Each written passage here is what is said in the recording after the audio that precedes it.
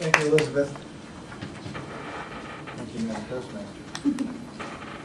Margaret gave her 5th speech today in the Basic Manual.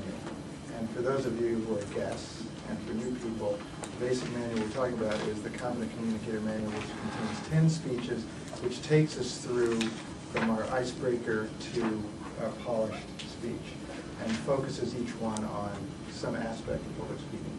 Number 5 is on how we use our body to make our point, how our body speaks.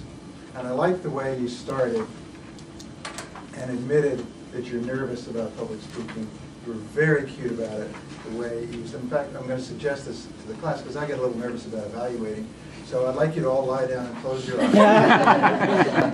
I'll be finished in a minute and a half. You demonstrated your moves beautifully. And I love the way you picked out people in the audience. Pretty good personality typing as to the moves you made. Although some people might argue with that, but that was part of the fun of getting into the group, using your body, and you did that beautifully. I loved one phrase you used: expand our movement vocabulary. I thought that deserves a special mention because it was so good. And I thought your courage of singing before us was terrific.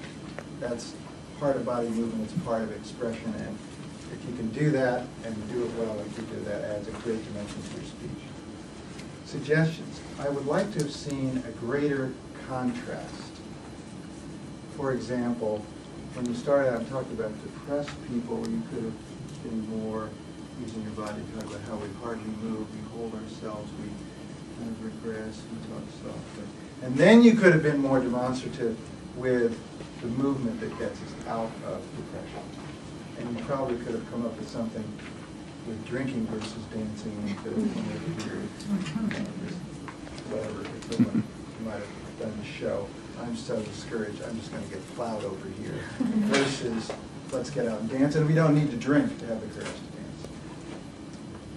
So even bigger, as Rochelle Onishi always tells me whenever I give a speech, you could be even bigger, Fred. And I would suggest that you could have done that, particularly in a speech that is to focus on.